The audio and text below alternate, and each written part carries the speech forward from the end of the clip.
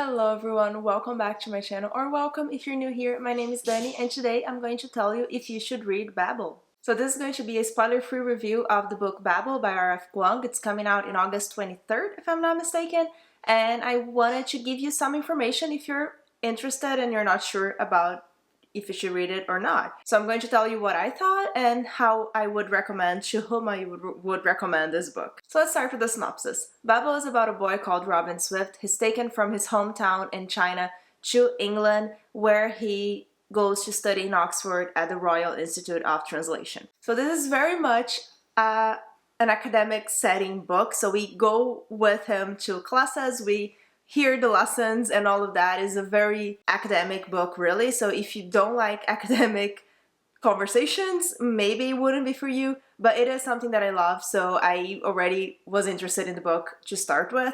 But the whole book, the whole idea of the book, I'm not going to tell you more about the synopsis because pretty much I would spoil anything if I say anything else, but we're following Robin and his cohort, 3 other students from the same year as him, and we're following them as they go to school, and then a bunch of stuff happens, of course. So this book is really focused on language and how language is such a part of a person's culture and a country's culture that you can't really separate one thing from another.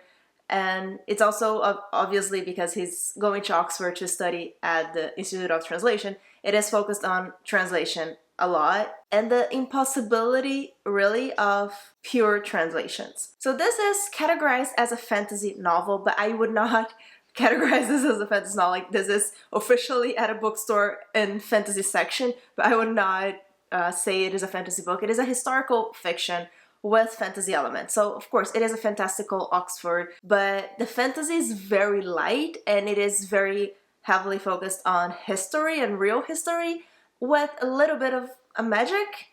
It's not magical realism or anything like that. It is fantasy, but very light. So if you don't like historical fiction and just going through history of our world, then maybe this book wouldn't be for you as well. But still, even in that case, I would recommend you try it out because her writing is amazing. The character development that you see throughout the book is fantastic. I'm talking everywhere at once here with this book, but it's just really hard to explain a lot without spoilers. So I'm trying to give as much of my feelings and vibes of this book as I can. Which brings me to a very important thing of why this book was a 5-star book for me. As you might know, if you've been here for a while, I am Brazilian. My first language is Portuguese, and I moved to Canada where I work in English. I film these videos all in English, and I live in Quebec, which is a French province. So language and translation and culture and the impact of language in a person's culture is very heavily impacting my life every day. And it is something that I'm always very interested in. When I was little growing up, I always read books in translation to Portuguese, usually from English to Portuguese. As I started to learn English more, I've always hated translations a lot. I can't now read a book translated to Portuguese from English because I would just rather read the original version. I don't trust translations a lot.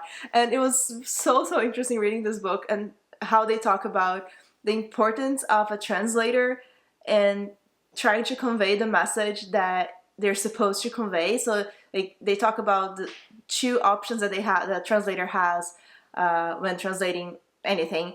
But for me, I was thinking about the books that I used to read.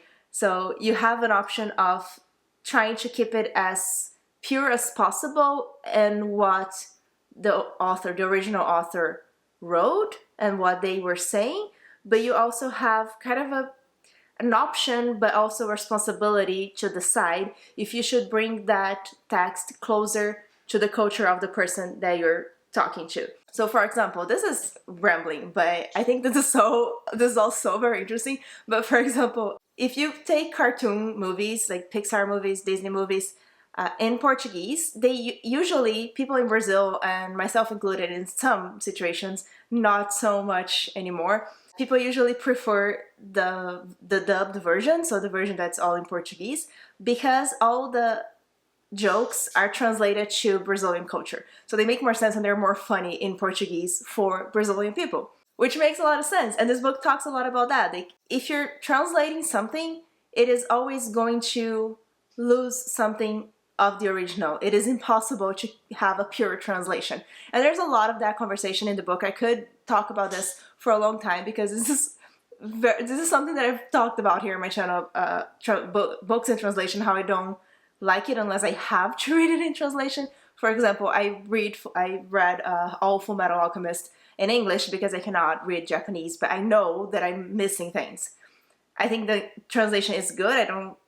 It doesn't bother me, but because I wouldn't be able to read it in Japanese. But I think it must be so much better in the original. So if all this conversation, if you're still here listening to me ramble about this, if this is interesting to you at all, read Babel. This is definitely, I 100% recommend this book to you, if that's your case.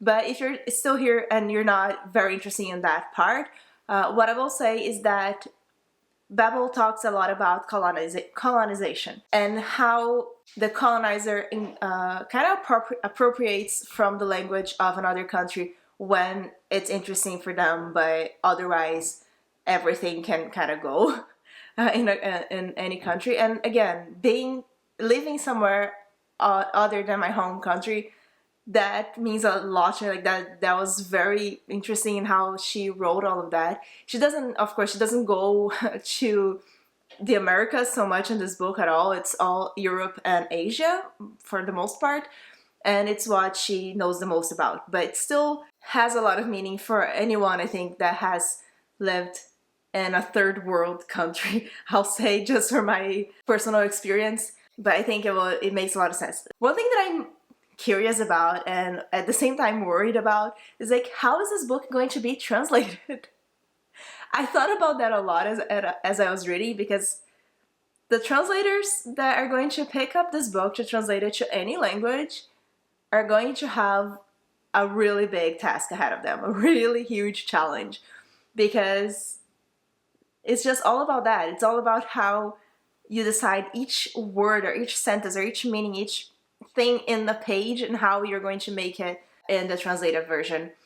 And again, this is kind of all the first part of the book, because then the second part of the book we go more into the colonization aspect, how they are trying to handle it. One other thing that I think is interesting to mention, I read this book on my Kindle.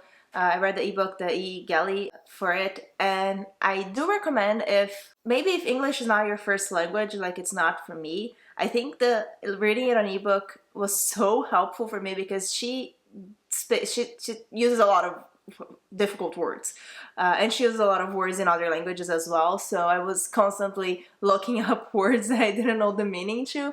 So I think it was very useful for me to read it on Kindle. It made a lot of sense for me. I am going to receive the actual book, the final book, from Adult Fairy Loot, which I'm so excited about. I bet it's going to be gorgeous with stencil sprayed edges and all of that. I can't wait to see what the book's going to look like and to really display it on my shelf and reread it, because now I want to reread it. I've done a few of Should You Read Blank book before, and I think this is the one that I have the hardest time to really explain my feelings behind it, because it's such a complex novel. There's so much in it, so much discussion, so much commentary on a lot of things that I can't really say a lot, because I think it's a very slow book. There's not a lot that happens, and like I said, the fantasy is very, very minimal, so there's not a really fast-paced moving plot, so there's not a lot that I can say without spoiling it. But I will say that the characters are phenomenal. When you finish the book, you see what these characters were in the beginning of the book. You're like, whoa, this is such a huge growth. For some of them, not all of the characters, of course, but I think for the 4 main characters, it is really interesting, and you start to care about these characters a lot, and you just want to know how they're going to handle everything. And I was in love with all these characters, honestly. Some more than others, some more in some parts than in other parts, but I still think it was masterfully written. Let me try to wrap this up. Should you read Babel? I would say yes. short version, yes. Long version, if you like historical fiction, if you like this whole discussion about translation and language and colonization and culture and how all of that is important and you can't really detach one thing from another, and if you speak two languages, I would recommend it 100% to read this book. But I would just say try to go with the right expectations in terms of fantasy. This is not a high fantasy book, epic fantasy. It's really not. It's in our world. It's historical fiction. Like it's very historical and it's very academic. So there's a lot of academic language, and there are classes you hear the professor talking and the discussions with the students. So if you liked college, you should pick it up. If you like discussing things in an academic setting, you should definitely pick it up. So I mostly have reasons or situations on why you should read this book, because I really loved it, but I think it was a very personal preference in the case of this book on why I loved it. It was really because of the subject matter. The only negative thing that I'll say about the book, for me, like I thought it was negative, is the second part of the book, the second half, kind of really slowed down. As much as it had more action, it slowed down a little bit for me because we were focusing on other things, and I think she stopped following the characters closely at that point, and we're kind of seeing a lot of what was happening in the world, so we got really far from the characters, if that makes sense, just with a view from a lot of the things instead of really focusing on the characters, which I prefer. So that part, I was like, oh, it's dragging a little bit. I wish we would go back to what we were doing before, or at least just, I just want to see what these characters are doing, what they are thinking, what they are feeling. But when I finished the book, I was trying to decide if it was a 4-star or 5 stars because of how I was feeling in the second part. And as I was thinking about it more, it couldn't not be a 5 stars because all the discussions about culture and language and colonization and all of that is just phenomenal and perfect. I think that's all to say that yes, you should read this book, but go into it with the right expectations in terms of the fantasy. And I would actually, and this is one that I would actually be very curious to read it in translation, but very worried at the same time. So if you do read it in Portuguese or any other I don't know if it's being translated already. At some point it will, because I bet this book is going to be huge, a big hit for this year. So if you ever read it in translation, let me know what you think. And was it good? Because I'm very curious. So let me know if you've read this book, or if you're interested in reading it now, or if I made you not interested in reading it. I hope not, but I understand if it's the case. And I really hope you enjoyed this video. Remember to like and subscribe, and thank you so much for joining me. Bye!